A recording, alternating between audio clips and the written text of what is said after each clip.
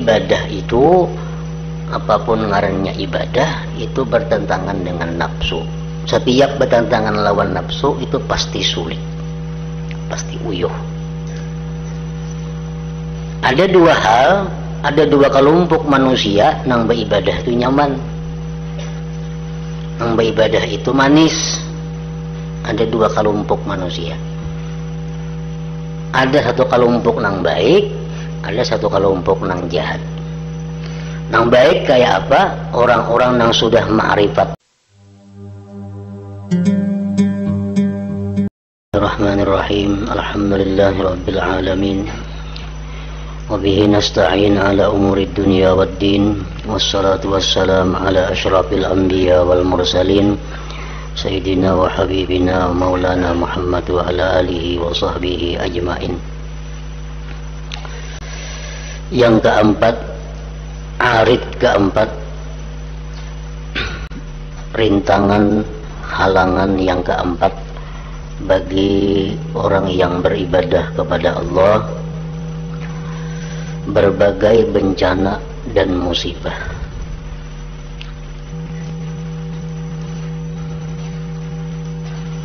Berbagai bencana dan musibah. Untuk menghadapinya bencana dan musibah itu hanyalah dengan bersabar, artinya bersifat sabar. Karena itu engkau harus bersabar dalam segala bidang kehidupan.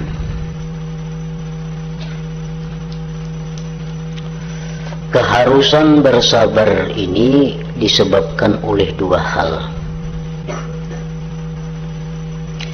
Pertama, supaya dapat melakukan ibadah dan mendapatkan apa yang menjadi maksud atau tujuan ibadah itu. Sebab tempat tegaknya semua macam ibadah itu berada di atas kesabaran dan kesanggupan memikul beban kepayahan.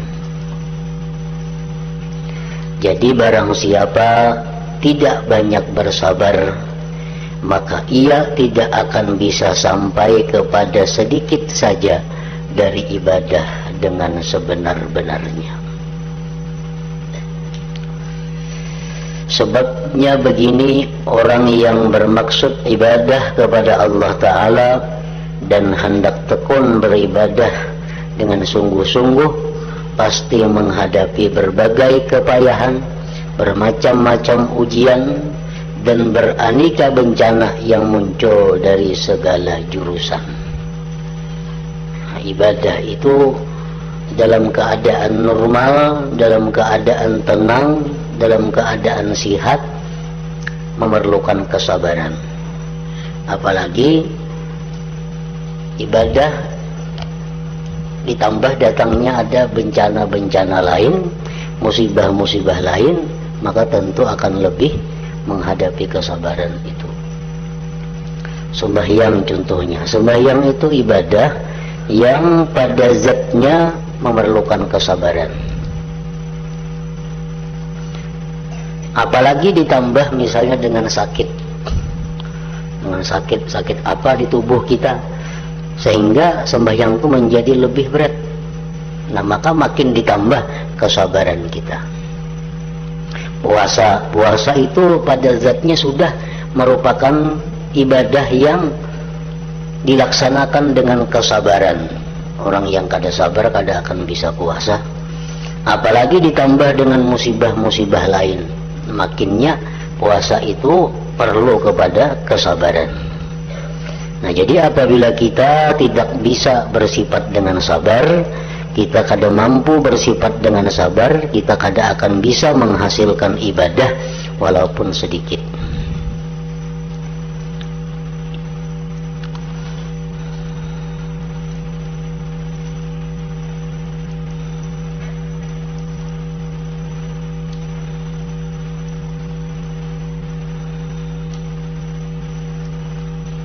Contohnya yang sulit dilakukan adalah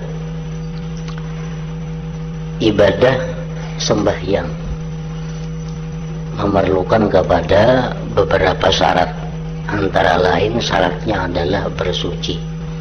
Nah, bersuci atau berwudu umpamanya.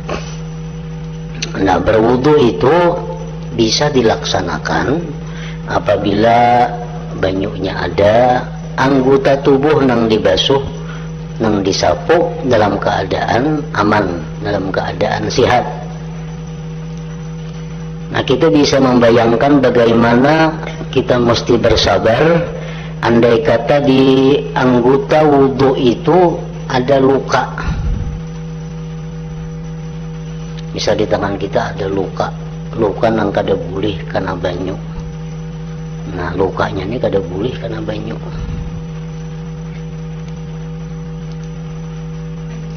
Maka sembahyang harus tetap dilaksanakan. Nah, maka caranya itu adalah bertayamum terlebih dahulu. Tayamum terlebih dahulu. Tontong bertayamum kaina hanyar beuduk pulang. Kenapa maka bertayamum? Tayamum itu menutupi, mengganti anggota yang kada kawa karena banyu itu. Misal di tangan kita misalnya luka. Nah, misalnya luka umpamanya. Kada boleh karena banyu. Kalau kita nak sembahyang beuduk, bertayamum dulu. Karena ini kada boleh bang karena banyu. Jadi bertayamum dulu. Tontong bertayamum, hanya kita beuduk. Kalau kita tinggal ininya, nang lukanya nih. Hanya boleh sembahyang. Nah, jadi itu memerlukan kesabaran. Amun lukanya ini beparban lukanya di tangan, misalnya lukanya beparban, makin sulit lagi. Pertama dulu bertayamum, yang kedua berudu, sembahyang. Kayak sembahyangnya diulang pulang bila sihat. Karena apa? Karena lukanya ini di tangan, nang mana tangan ini anggota wudu dan anggota tayamum sekaligus. Nah, jadi memerlukan kesabaran. Bila kada sabar, ya kada sembahyang. Ngalihan itu bangun diulang ini sembahyangnya. Nah, padahal tayamum dulu. Tayamum kan ditinggal, karena parban, kada kana kulit artinya. Kayaknya berudu pulang, berudu ditinggal pulang nih, karena parban. Sembahyang, kayaknya mau sudah sihat sembuh, diulangi sembahyangnya itu. Nah, jadi itu contohnya bahwa ibadah itu sendiri sudah memerlukan kesabaran, ditambah lagi pulang ada musibah, ada penyakit, maka makin memerlukan kepada kesabaran.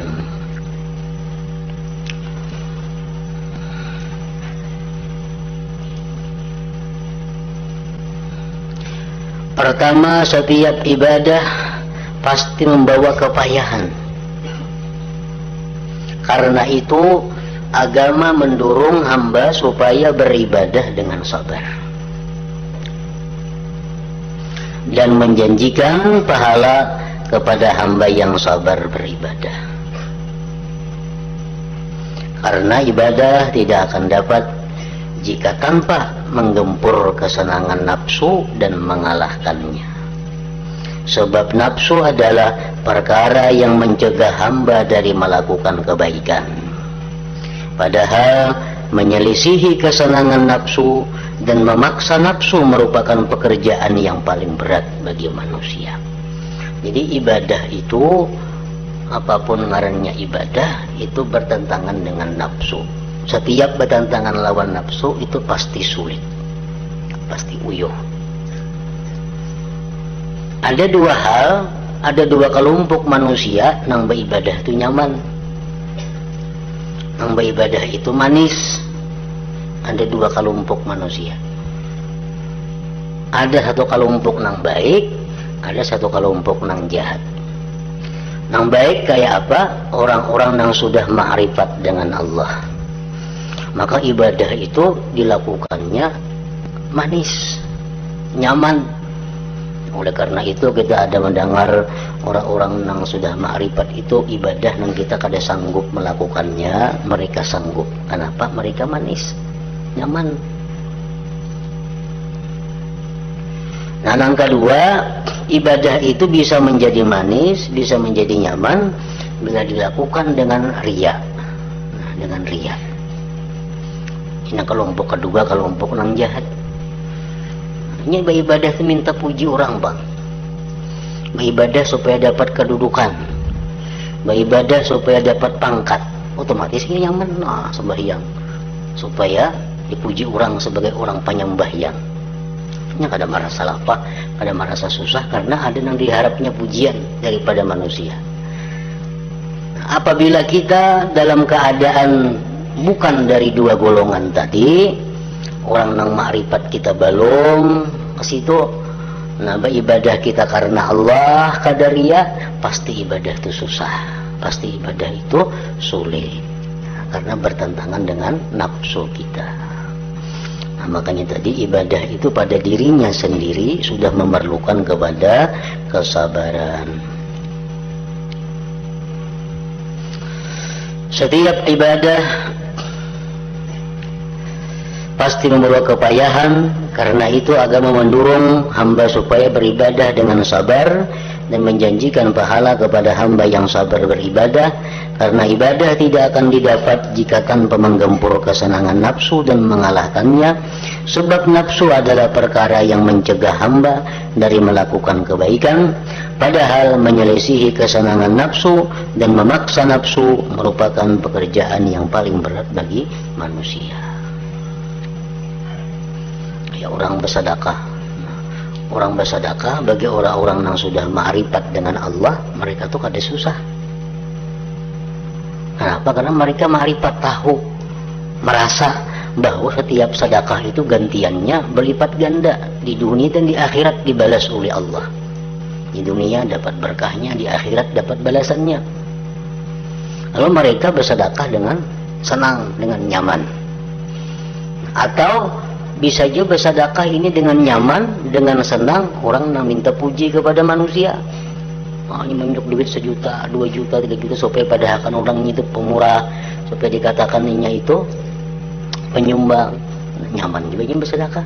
Tapi amun orang-orang nang kada riya, orang-orang nang kada mengharap pujian manusia, nang hanya mengharapkan Allah dan belum sampai kedudukannya kepada ma'rifat, maka menyumbangkan duit sedemikian rupa itu adalah susah baginya, payah, memerlukan kesabaran yang luar biasa.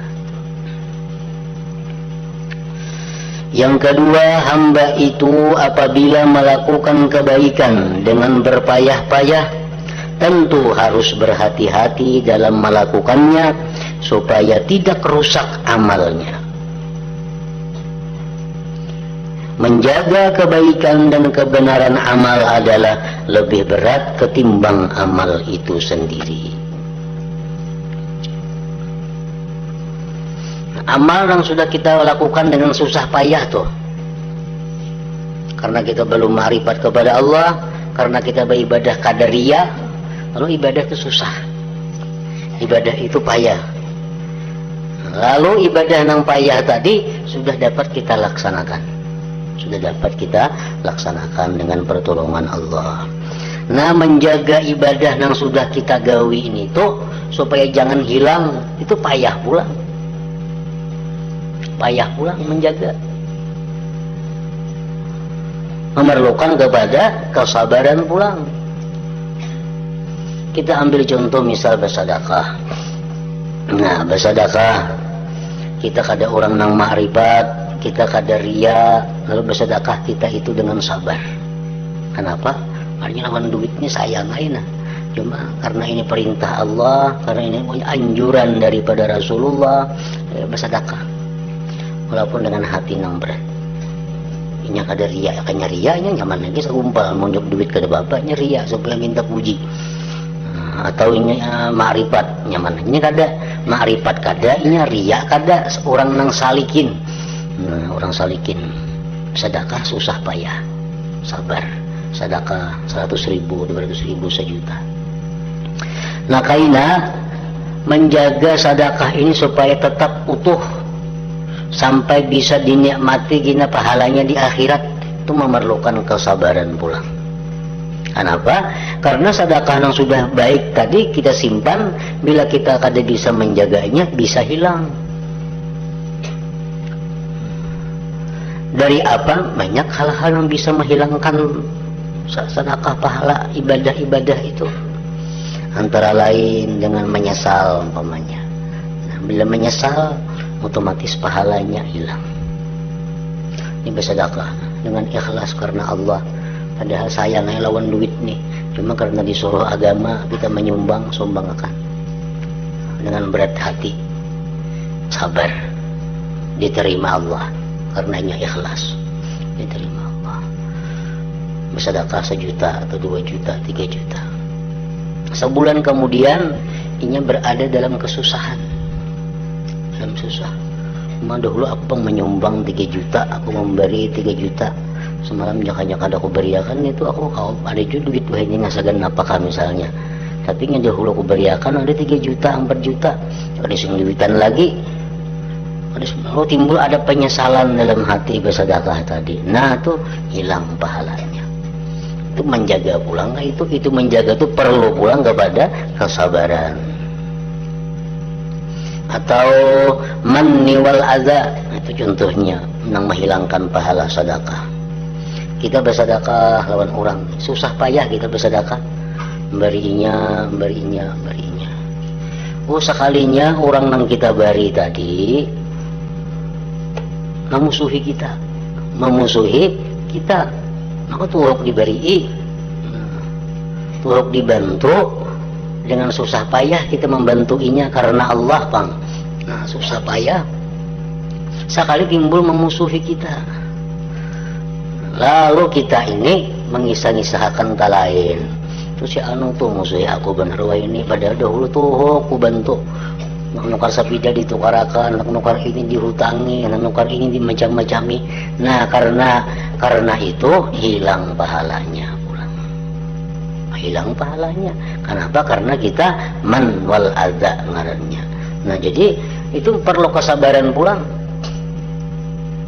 Kita bersedekah lawaninya, membantuinya, sudah penuh kesabaran supaya ikhlas karena Allah.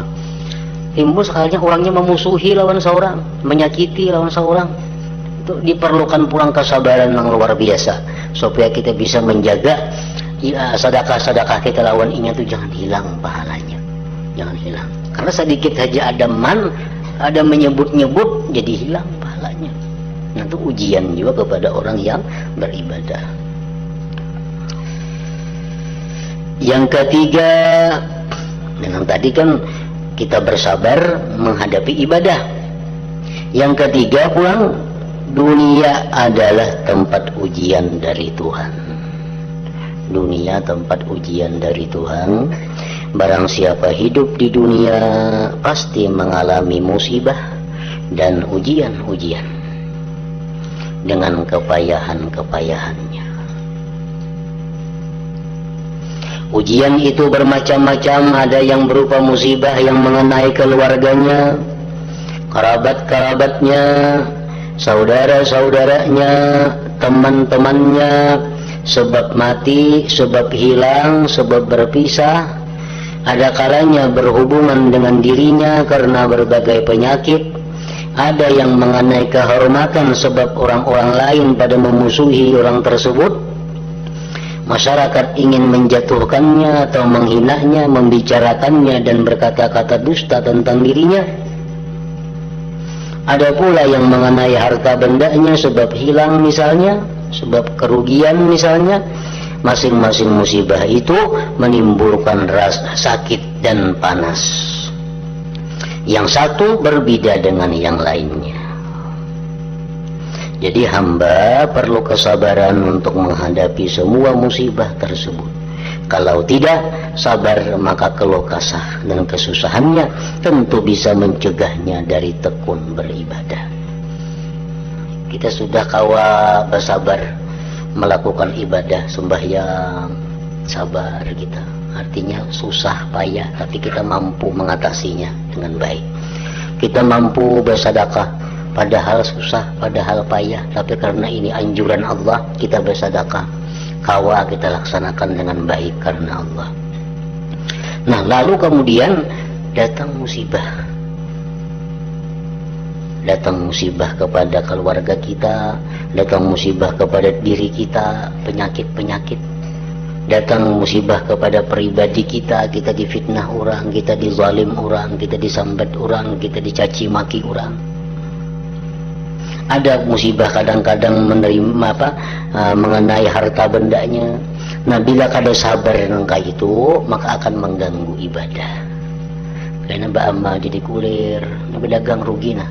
Kulir semua, berdagang rugi atau awak sakit-sakitan, tambah malas beribadah.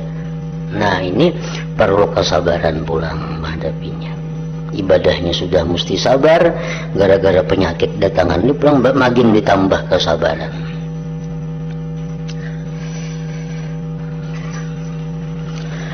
Yang keempat, orang yang mencari akhirat itu lebih keras cobaannya dan lebih banyak ujiannya selama ia hidup di dunia. Jadi jangan kita anggap bahwa kita menuntut ilmu, kita banyak beribadah, hidup kita akan mulus. Jangan dianggap kayak itu. Makin kita mendekat kepada Allah, makin kita mendekat kepada surga, ujiannya makin keras, musibahnya makin berat yang kita hadapi sesuai dengan tingkatan kita. Musibah-musibah itu akan selalu kita hadapi selama kita belum sampai kepada tingkatan ma'rifatullah yang sebenarnya. Nah, bila orang sudah sampai kepada ma'rifatullah itu kada ada lagi baginya istilah musibah, karena ia sudah kenal dengan Allah Ta'ala. Apapun yang diberikan Allah, ia senang. Apapun yang dijatuhkan Allah kepadanya, ia ketuju. Jadi kada ada lagi istilah musibah lawan inya. Tapi selama hendak mencapai kedudukan menjadi orang yang dekat dengan Allah, nah itu luar biasa godaan cobaannya. Makin kita dekat, makin susah payah. Nah, jadi jangan beranggapan bila kita nuntut ilmu, kita beribadah, hidup kita akan nyaman, rezeki kita pasti akan luas, semua berjalan mulus. Nah, kada macam itu. Pasti ada cobaan-cobaan. Cuma kadang-kadang orang-orang tertentu itu ada yang diberi Allah kemudahan menghadapi ujian-ujian itu. Nah, sebagian ada yang kada diberi kemudahan, lalu inya susah, lalu inya kepayahan. Ada sebagian orang yang diberikan Allah dengan sifat latifnya Allah. Orang yang diberi Tuhan musibah penyakit, diberi Tuhan musibah harta, diberi Tuhan musibah keluarga, tetapi Allah memberikan kepada dirinya sifat latif sehingga kada terasa. Orang lain maras melihat inya, mana musibah ini, tapi inya sendiri kada merasakan susahnya musibah itu. Nah, sebagian orang ada diberi Allah sifat latifnya itu, tapi yang kada diberikan Allah sifat latifnya itu akan mengalami kesusahan begitu dia mendekat kepada Allah Subhanahu wa Ta'ala. Jadi jangan dianggap selawas aku menuntut ilmu, selawas aku sembahyang tahajud, pina banyak benar musibah pinanya. Memang kah itu nang bujur ngarannya. Itu nang bujur berarti ada tanggapan dari Allah. Nah, kalau kita ini hidup asal nang kada karuan, lalu kita mendekat kepada Allah beribadah apa, tapi kada ada gangguan-gangguan, kada ada cobaan-cobaan, berarti Allah kada respon lawan kita ngarannya. Berarti hubungan kita belum dekat dengan Allah, masih kayak dahulu aja lagi. Nah, jadi bila kita sudah mulai tubat, kita sudah mulai hendak lurus ke jalan Allah, datang cobaan-cobaan, oh berarti diterima. Berarti Allah merespon, Allah menghadap kita. Makin dekat kita kepada ma'rifat dengan Allah, makin banyak ujian-ujian, makin macam-macam fitnah cobaan dihadapi, macam-macam musibah. Itu menunjukkan bahwa Allah mulai menarik inya untuk dekat kepada Allah. Orang yang mencari akhirat itu lebih keras cobaannya dan lebih banyak ujiannya selama ia hidup di dunia. Barang siapa lebih dekat dengan Allah, tentu lebih banyak musibahnya yang ia alami dan cobaannya tentu lebih keras. Tidakkah engkau pernah mendengar Nabi Muhammad sallallahu alaihi wasallam bersabda, "Asyaddun nas bala'an al-anbiya, tsummal ulama, tsummal amsalu fal amsal." Artinya manusia yang paling keras cobaannya ialah para nabi. Itu paling keras cobaannya. Tetapi para nabi ini, mereka menerima cobaan dari Allah, ditolong oleh Allah. Lalu mereka kadang merasa mengalami kesusahan. Nah, karena mereka sudah ma'rifat dengan Allah. Seperti Nabi kita dihina, sidin balas dengan doa kebaikan. Nabi kita diludahi, muhanya dibalas dengan senyuman. Nabi kita dipukul, dibalas dengan pemberian. Nah, kadang merasakan Nabi yang demikian itu kesusahan. Kenapa? Karena beliau sudah ma'rifat dan ditolong oleh Allah. Summal ulama, kemudian ulama, summal amsalu pal amsal. Artinya manusia yang paling keras cobaannya ialah para nabi, lalu para ulama. Nah, jadi kalau begitu, orang yang bermaksud melakukan kebaikan dan berniat sungguh-sungguh akan berjalan di jalan akhirat, pasti menghadapi ujian-ujian ini. Pasti. Apabila orang itu tidak sabar dan selalu menoleh kepada ujian-ujian tersebut, tentu akan terputus jalannya dan meninggalkan ibadahnya. Akhirnya tidak bisa sampai pada ibadah. Nah, orang ini sudah mulai menuntut. Dulu misal orang ini kada tahu dia apa-apa, lalu ini mulai menuntut ilmu, hendak memperbaiki diri, hendak berdekat dengan Allah. Nah, mulailah menuntut ilmu. Dapat karena Allah merespon. Allah merespon ini orang. Allah beri dia cobaan penyakit umpamanya. Lalu ini sakit. Nah, lalu ini sakit kada bisa berbuat apa-apa lagi. Kalau ini kada sabar menahan sakitnya ini, nah kada sabarnya putus. Kada jadi lagi nuntut ilmu, kada jadi lagi nyoba ibadah karena sakit. Nah, putuslah jadinya jalannya menuju Allah. Ada orang yang begitu hendak mendekat dengan Allah, mulai nuntut ilmu, mulai mengamalkan wirid-wirid, jatuh bangkrut. Nah, diberi Tuhan ujian hartanya. Nah, begitu ini jatuh bangkrut, inya kada sabar menghadapinya, lalu inya berhimat pulang bercari, kada jadi beribadah tadi, kada jadi untuk ilmu tadi. Nah, karena inya kada sabar. Padahal andai kata dia sabar menjalaninya itu hanya adalah sementara. Akhirnya pasti akan mendapat kebahagiaan dan kenikmatan. Orang yang hidupnya dulu kaya, hidupnya dulu banyak segala macamnya, kecukupannya, begitu mulai beribadah, misal hartanya habis, ditipu orang, kebakaran apa. Tapi inya sabar, tetap tekun beribadah, tetap tekun menuntut ilmu. Nah, ini akan berjalan, tapi satu saat akhirnya dia akan dikembalikan Allah segala harta bendanya yang hilang itu. Nah, demikian perjalanan seperti Nabi Ayub alaihi salam. Nabi Ayub itu orang yang kaya, orang yang punya keluarga, orang banyak punya kebun. Nabi Ayub alaihi salam dapat musibah. Nah, musibah apa? Harta semuaan habis, anak matian. Tapi Ayub terus beribadah kepada Allah. Akhirnya digantikan Allah 2 kali lipat daripada itu. Akhirnya digantikan Allah 2 kali lipat dari apa yang dia miliki. Anak yang asal 10 jadi 20 jadinya. Kebun yang asal 10 hektar jadi 20 hektar besi kebun. Digantikan oleh Allah. Karena mampu menghadapi cobaan harta itu dengan kesabaran tadi. Nah, jadi bila mana kita sudah mulai menuntut ilmu, kita mulai beribadah, lalu datang macam-macam cobaan, itu menunjukkan Allah menerima. Allah menerima. Allah menghadapi berarti. Karena makin kita mendekat kepada Allah, akan makin banyak cobaan dan rintangan itu.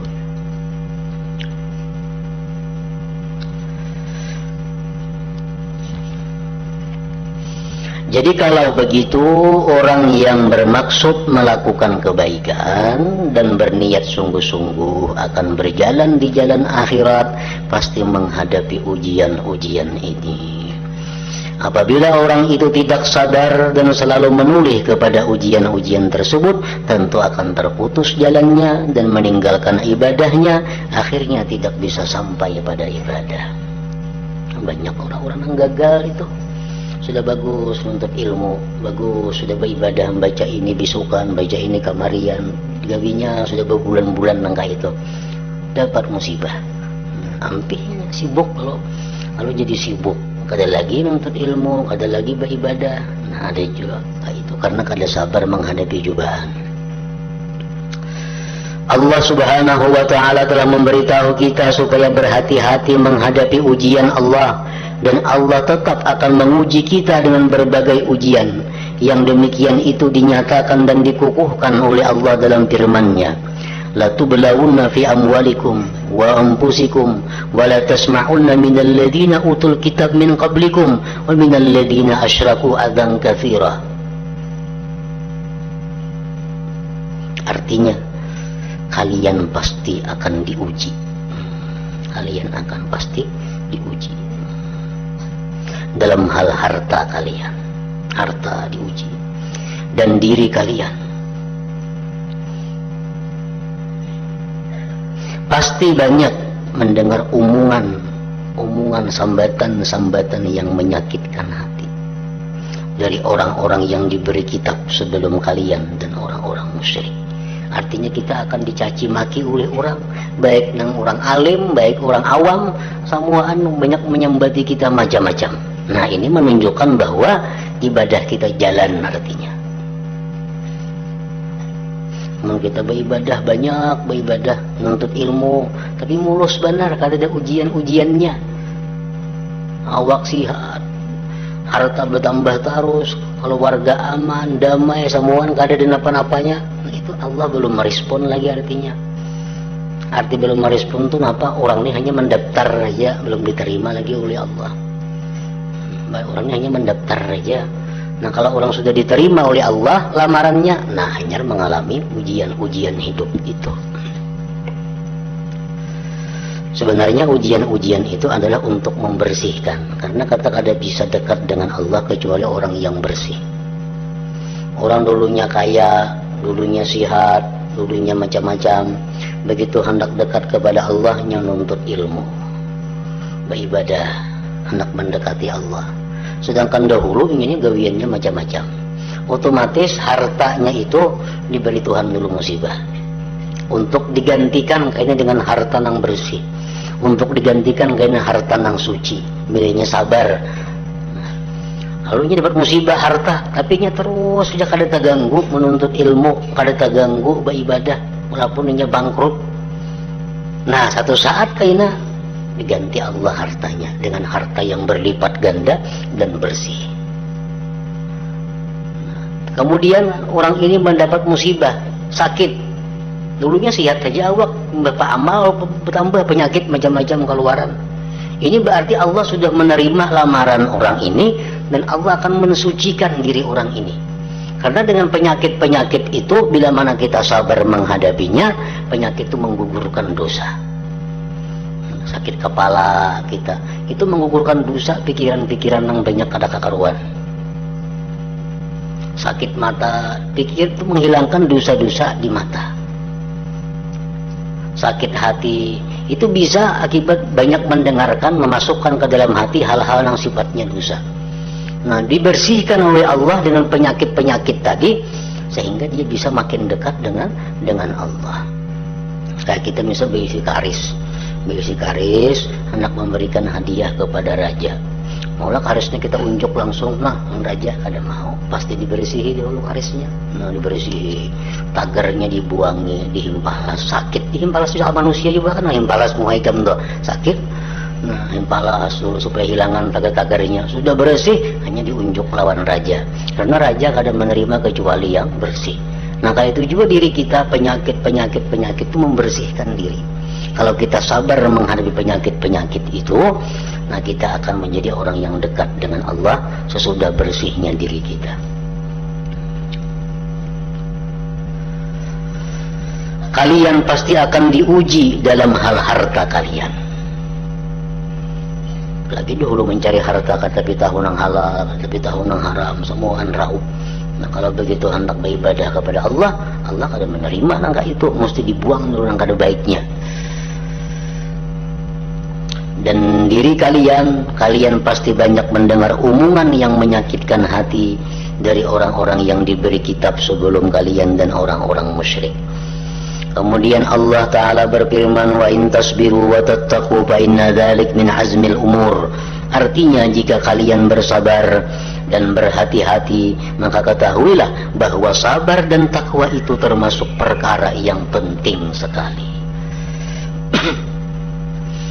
Jadi seakan-akan Allah Ta'ala berfirman, hai para orang mukmin, tetapkanlah diri kalian bahwa kalian tidak dapat terpisah dari berbagai bala ujian dari Allah. Jika kalian bersabar, maka kalian benar-benar jantan, dan cita-cita kalian adalah cita-cita jantan.